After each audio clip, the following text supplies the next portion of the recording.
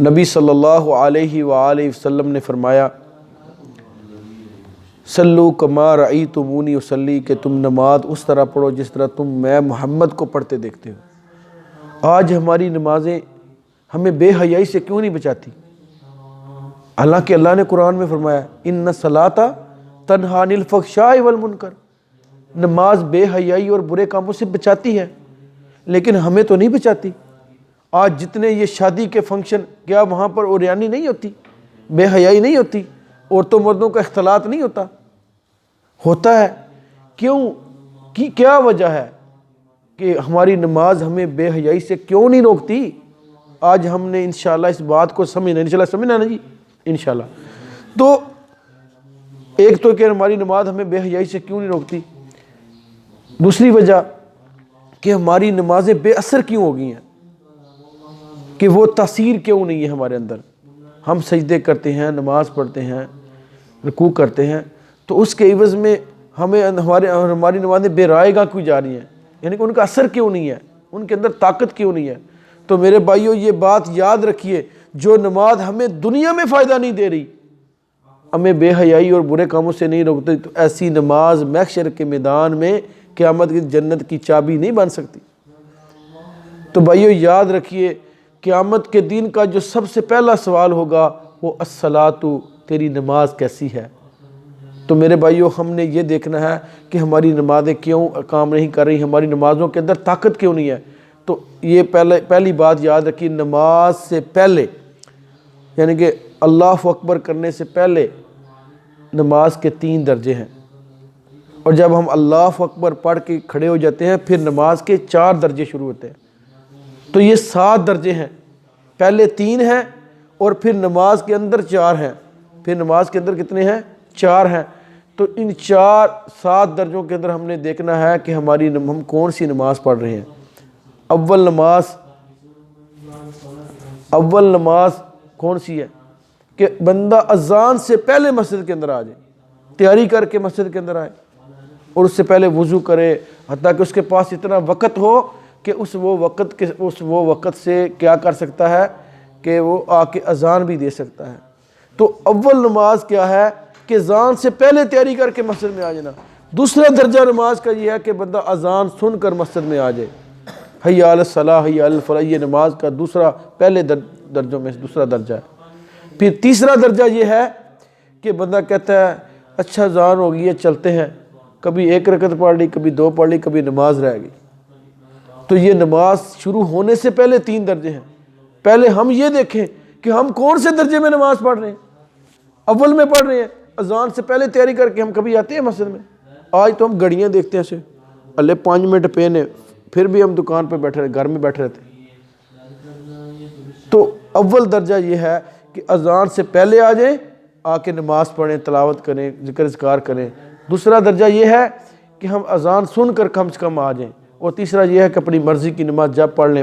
تو اپنی مرضی کی پڑھی ہوئی نماز ہمیں بے حیائی سے نہیں روک سکتی، ہمیں برائی سے نہیں روک سکتی، ہمیں عریانی سے نہیں بچا، اس میں طاقت ہی کوئی نہیں، اس میں قوت ہی کوئی نہیں۔ یہ ایسا ہی ہے کہ جیسے بندہ سالن پکا کے ٹھنڈا برف والا سالن کھانا شروع کر دے تو اس کو کوئی فائدہ نہیں ہوگا، اس طرح اس کو بھی کوئی فائدہ نہیں ہوگا۔ اب نماز شروع ہو گیا، پھر 4 درجے شروع ہو گئے۔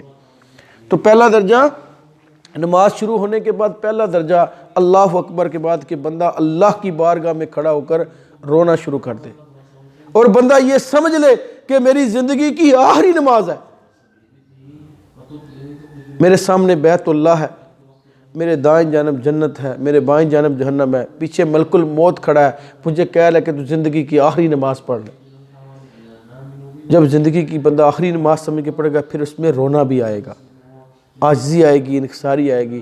تو ایسی نماز اول درجے کی نماز بن جائے گی۔ نماز کے اندر اللہ اکبر کے بعد اللہ سے دعا کریں کہ اللہ رب العالمین ہمیں ایسی نماز پڑھنے کی توفیق عطا فرمائے۔ ایسی نماز کے اندر طاقت ہوگی۔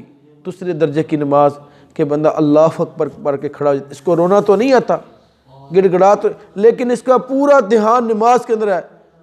الحمدللہ رب العالمین، تمام تعریفیں اللہ کے لیے، الرحمن الرحیم مالک یوم الدین، کہ بڑا مہربان، بڑا رحم کرنے والا، قیامت کے دن کا مالک ہے، اہدنا الصراط، اللہ مجھے سیدھا رستہ دکھا۔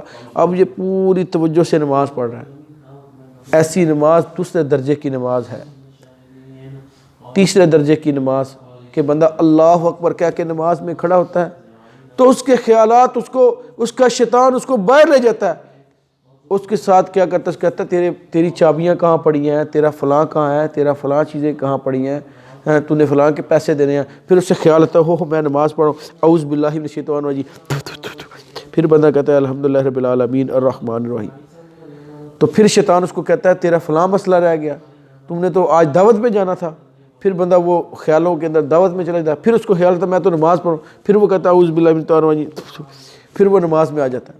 تو پوری نماز کے اندر اس کی اور شیطان کی جنگ چل رہی ہے، اور اسی طرح امام سلام پھیر دیتا ہے۔ تو یہ نماز کے اندر کی تیسرے درجے کی نماز ہے جس میں انسان اور شیطان کی جنگ چل رہی ہے۔ پہلے دو درجوں میں اللہ کے ساتھ وہ رو رہا تھا، دوسرے درجے میں وہ اللہ کے ساتھ متوجہ تھا، تیسرے میں شیطان اور اس کی کبھی وہ اللہ کے ساتھ متوجہ تھا، کبھی وہ شیطان کے ساتھ متوجہ ہو گیا۔ چوتھا درجہ اس کے اندر کیا تھا، جب بندہ کہتے ہیں اللہ اکبر، شیطان کہتا ہے تو کہاں پہ غلطی سے آ گیا، تو میرا دوست ہے، ہم اکٹھے سارے معاملہ کرتے ہیں، تو نماز پڑھنے کیسے آ گیا؟ تو شیطان اس کو پکڑتا ہے، اس کی روح کو پکڑ کے بازاروں میں، گلیوں میں، کاروبار میں لے جاتا ہے، حتیٰ کہ اس کو اتنا مصروف رکھتا ہے، اس کی روح کو اتنا مصروف رکھتا ہے کہ ساری نماز گزر جاتی ہے، امام کہتا ہے السلام علیکم ورحمۃ اللہ السلام، پھر اسے کو پتہ چلتا ہے میں تو نماز پڑھ رہا ہوں۔ اتنا زیادہ یہ سب سے برا درجہ ہے میرے بھائی نماز کے اندر کہ اس کو پتہ ہی کوئی نہیں کتنی رکھتے پڑھی ہیں، کیسی پڑھی ہیں۔ تو ایسی نماز میرے بھائیو، پہلے درجے کی نماز، دوسرے درجے کی نماز، یہ ہمیں قوت اور طاقت دے گی، یہ ہمیں بے حیائی اور برے کاموں سے روکے گی۔ ایسی نماز قیامت کے دن محشر کے میدان کے اندر چابی بنے گی۔ تیسرے درجے کی نماز سے میرے بھائیو بچیے۔